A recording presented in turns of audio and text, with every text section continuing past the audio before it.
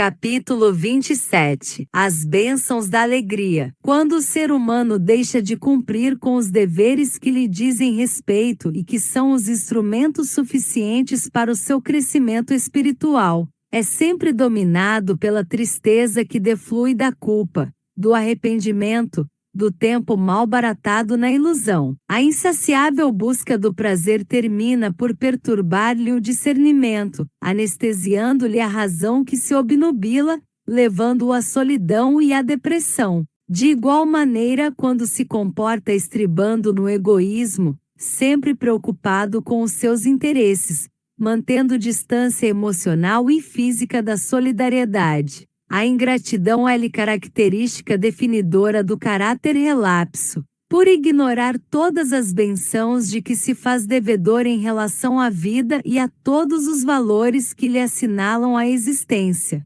pode-se compará-lo ao filho ingrata da parábola, que solicitou ao pai generoso fosse-lhe concedida a parte que tinha direito na herança, porque queria ver-se livre da presença bondosa do idoso genitor, que por ele velava. Soberbo e inexperiente, recebeu os bens valiosos e partiu para o gozo exaustivo em um país distante, entregando-se à insensatez e à devassidão. Cercado de amigos do mesmo quilate, insensíveis e exploradores, gastou tudo quanto possuía com rapidez, porquanto, não sabendo precatar-se contra a injunção do abuso, logo foi surpreendido pela escassez, exatamente no momento em que a região passava por terrível conjuntura econômica defluente da seca em predomínio. Abandonado porque aqueles que o cercavam estavam interessados nas suas posses e não nele como pessoa, não teve outra alternativa exceto a de buscar um trabalho. Desabituado com os labores que dignificavam, vitimado pela ociosidade a que se entregava no comportamento fútil, nada sabia fazer. Nem mesmo havia possibilidade de encontrar um serviço digno, e buscando-o com o antigo comensal do seu lar, foi encaminhado a uma pocilga. Ali, na condição ínfima de um ser desprezível por haver desonrado o pai que o amava e desconsiderando a tradição religiosa que abominava os suínos, por serem imundos, perdeu toda a falsa alegria a que se entregava, mergulhando em abissal amargura, reflexionando, porém, que lhe faltava o alimento mais grosseiro que os porcos disputavam. Lembrou-se do lar generoso e do genitor afável que cuidava dos servos com justiça e bondade, tomando a resolução de retornar. Ante o pensamento nobre, a alegria assomou-lhe a mente e o coração disparou de emoções diferentes. Caindo em si nessa maravilhosa viagem de reflexão profunda e de autodescoberta, não tergiversou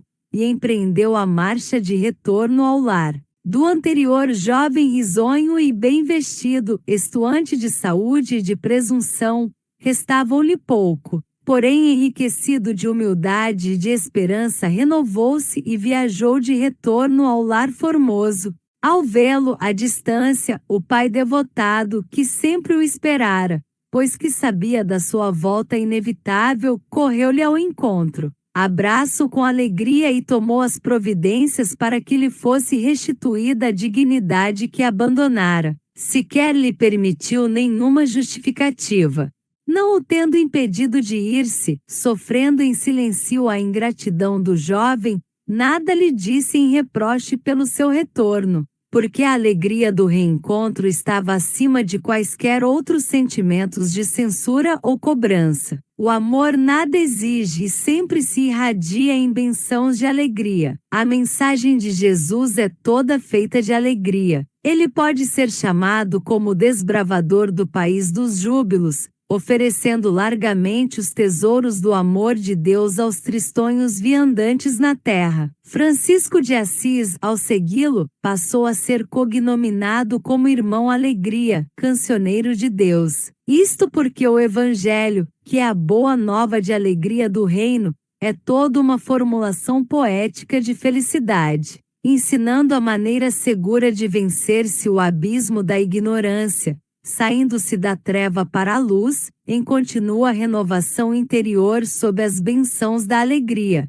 Podem defini-la aqueles que eram desdenhados, expulsos do convívio social hipócrita e rigoroso do seu tempo, porque pobres, homens da terra, equivocados de vários matizes pelos pecados cometidos e pelas transgressões aos injustos estatutos legislativos eram recebidos por ele, que compartilhava das suas aflições e falava-lhes de esperança e de igualdade, após o arrependimento dos seus erros e a mudança de atitude em relação à vida. Acolheu-os a todos que se lhe acercaram, ensejando-lhes a perfeita compreensão da valorização das horas e do significado existencial, da oportunidade que fruíam de poder ser felizes, embora a situação humilhante que vivenciaram. Nunca se envergonhou de conviver com eles, os infelizes, de conceder-lhe a orientação renovadora, o acesso à verdade, de compartilhar o pão e a amizade,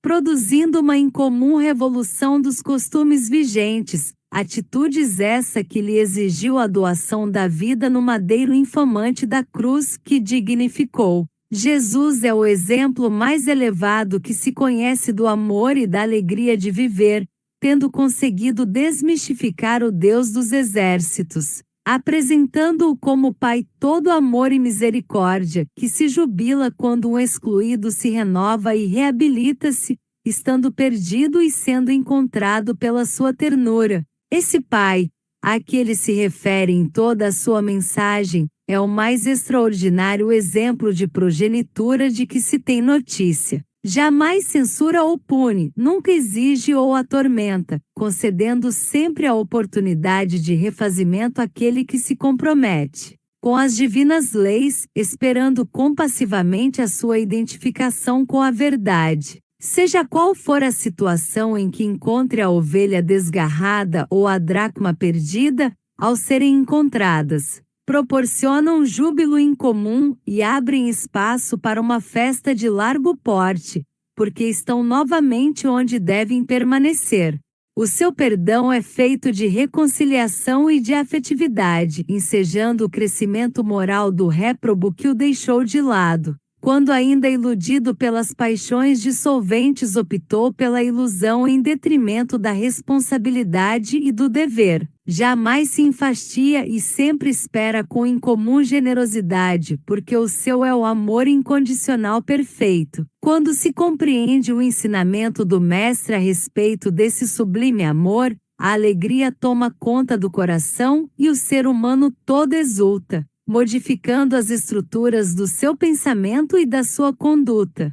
Retorno, pois, ao lar paterno é a proposta da bênção da alegria após a deserção e o abandono do compromisso de trabalho e edificação espiritual que a todos compete. Somente assim será possível a experiência libertada da alegria que proporciona saúde e a paz. Se a amargura ou o desânimo, ou ambos, tomam conta dos teus sentimentos, se o desconforto moral assinala as tuas horas, se a melancolia e o ressentimento assenhoreiam-se das tuas emoções, se o pessimismo e a desconfiança estão na tua conduta, procura Jesus quanto antes e reconcilia-te com a consciência. Refaze o caminho percorrido e retorna ao seu aconchego, deixando a pocilga em que te encontras, refazendo as experiências, a fim de que ele te receba nos braços e afogue-te em ternura, libertando-te das algemas perversas do engodo, facultando-te a bênção da alegria plena. Busca-o hoje ainda sem postergações, porque talvez amanhã seja tarde demais. Conclusão: se a amargura ou desânimo, ou ambos, tomam conta dos teus sentimentos, se o desconforto moral assinala as tuas horas, se a melancolia e o ressentimento assenhoreiam-se das tuas emoções, se o pessimismo e a desconfiança estão na tua conduta, procura Jesus quanto antes e reconcilia-te com a consciência. Busca-o hoje ainda sem postergações, porque talvez amanhã seja tarde demais. Glossário: malbaratar, desperdiçar, obnubilar, tornar escuro estribar, basear, fundamentar soberbo, arrogante, orgulhoso precatar, acautelar, prevenir injunção, imposição labor, trabalho comensal, frequentador pocilga, curral dos porcos tergiversar, usar de evasivas reprochar, fazer censura, viandantes, viajante matiz, nuança, graduação dracma, moeda de prata da Grécia Antiga réprobo, banido da sociedade ou odiado por seus pares, enfadar enfastiar, entediar exultar, experimentar e exprimir grande alegria.